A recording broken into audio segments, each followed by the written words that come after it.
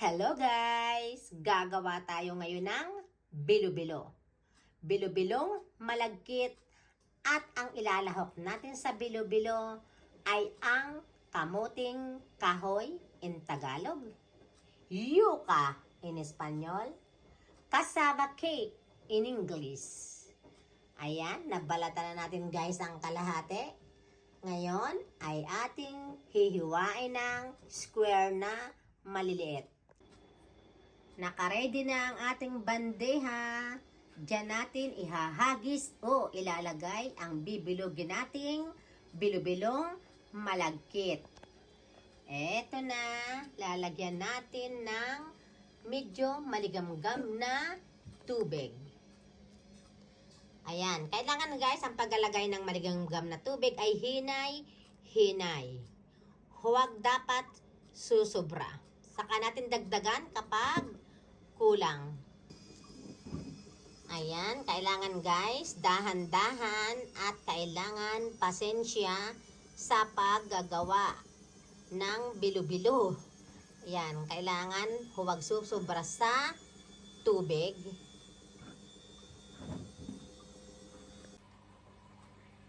Okay na guys ang masa natin. Ngayon ay bibilugin na natin at ilalagay natin dito.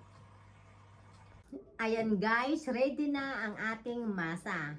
Bibilugin na lang natin at ilalagay dito. May naumpisahan na nga ako eh. O di ba? Talagang hilig ko yung pagluluto. Basta't may pambili lang ng lulutuin. O ayan o. Wahi! Yahi! Diba? Nag-i-enjoy ako. May pang-vlog na. Nabusog pa. Enjoy pa. And then, gaganyanin nyo yan.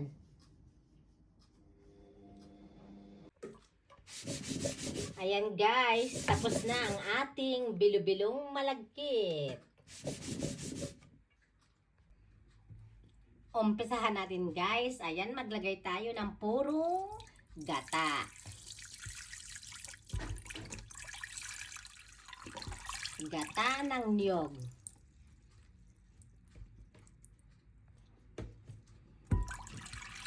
Leche de coco. Coconut milk.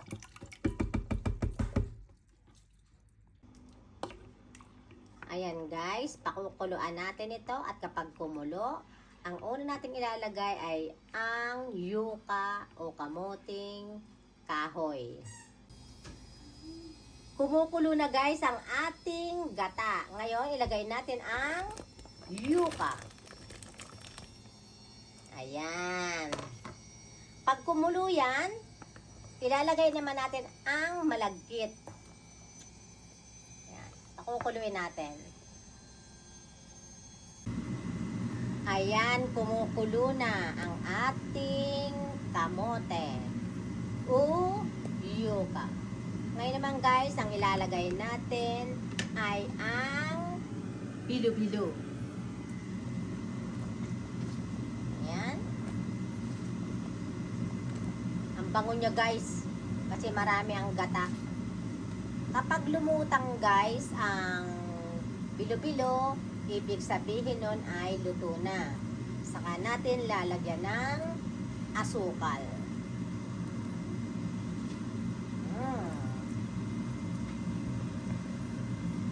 Yan. Ayan guys, nailagay na natin lahat. Ngayon naman, hihintayin natin na lumutang ang malagkit.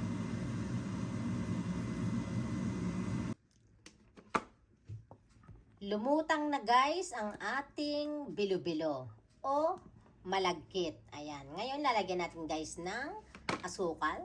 White sugar guys ang nilalagay ko. Kailangan guys yung tama lang, huwag masyadong matamis. Okay na yon.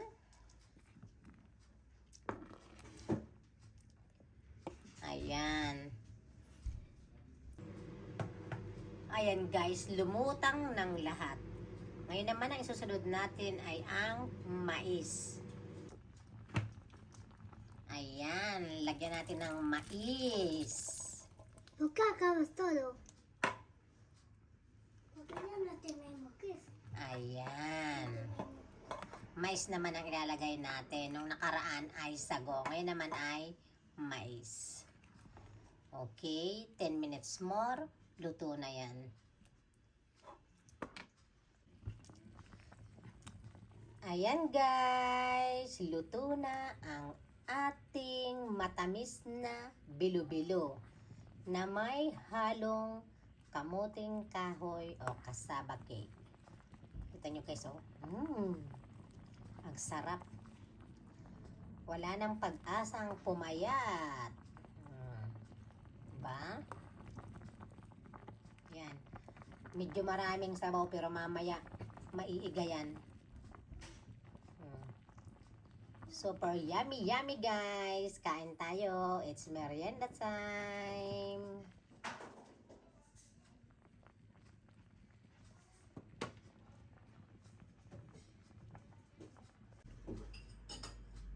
Ayan guys. Luto na. Ngayon naman, ako ang unang titikim. O diba? Kanina marami ang sabaw. Pero dahil ng malagkit, naiiga siya. Kain tayo guys. Yuhu!